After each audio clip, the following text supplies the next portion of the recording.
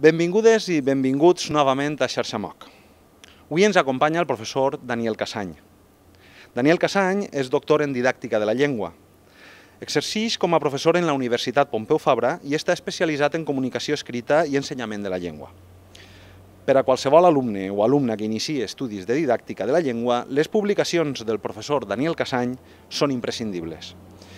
Hi ha títols, com ara D'escriure, escriure, publicat l'any 1987, La cuina de l'escriptura, de 1993, o Ensenyar llengua, de 1993, en coautoria, que han esdevingut manuals de capçalera. En l'àmbit de la divulgació, ha col·laborat amb els ministeris d'educació dels governs de Catalunya, Galícia, Espanya, Argentina, Xile i Mèxic en programes de promoció de la lectura i l'escriptura. Professor, sempre encuriosit, s'ha endinsat darrerament en el món de les TIC, el món dels protagonistes en el procés d'ensenyament-aprenentatge, el món de l'alumnat.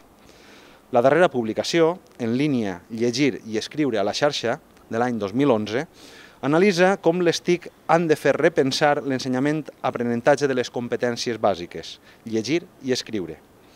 El professor Daniel Casany és avui ací a Xarxamoc per a respondre la pregunta següent. Què ha representat l'aplicació de les TIC en l'àmbit de l'aprenentatge en general i més concretament per a l'aprenentatge de llengües?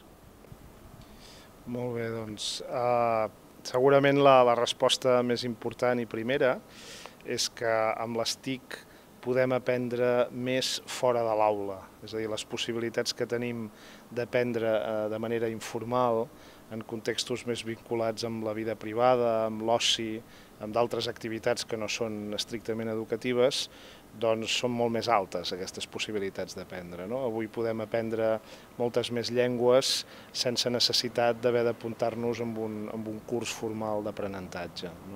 Aquesta és la primera idea important. En segon lloc, hem viscut el naixement de tot un conjunt de possibilitats d'aprenentatge en xarxa, formals també, a partir de cursos com per exemple el Parla.cat i amb altres llengües també, que possibiliten que persones que estiguin vivint en llocs molt aïllats o en llocs on no hi ha manifestacions reals, autèntiques de la llengua que volen aprendre, doncs que tinguin més possibilitats de poder aprendre que no pas fa 50 anys quan no teníem aquestes possibilitats. És clar que abans també podies matricular-te a un curs a distància, però és evident que les úniques possibilitats que tenies era d'aprendre a partir de llibres que compraves o de materials impresos que t'enviaven o de converses telefòniques. I en canvi ara les possibilitats són infinites. O més que infinites són molt més grans, hi ha molts més materials disponibles i aquests materials cada vegada són més sofisticats i estan més organitzats per facilitar l'aprenentatge d'aquests subjectes. Sí que és cert que fins ara encara és molt més fàcil aprendre les habilitats receptives que les productives i les habilitats escrites que les orals. És a dir, és molt més fàcil, per exemple, aprendre a comprendre en català o a llegir en català a partir de tots els recursos que podem trobar a la xarxa, i en canvi és més difícil escriure en català i sobretot parlar en català, perquè necessites interlocutors i les tecnologies orals encara no estan tan desenvolupades com les escrites, tot i que van avançant de mica en mica. Vull dir que en aquest sentit és molt rellevant. També un altre capítol molt important són totes les tecnologies lingüístiques, les indústries de la llengua o l'enginyeria lingüística, informàtica, que ha desenvolupat productes que ajuden molt a les persones a resoldre les dificultats que tenen en la utilització de la llengua en el dia a dia i també en l'aprenentatge.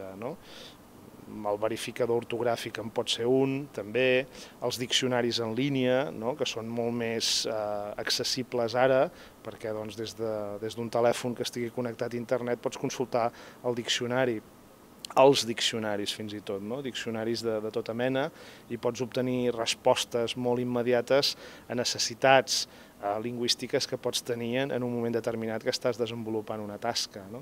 Això està molt desenvolupat en un àmbit escrit, i en un àmbit oral s'està començant a desenvolupar.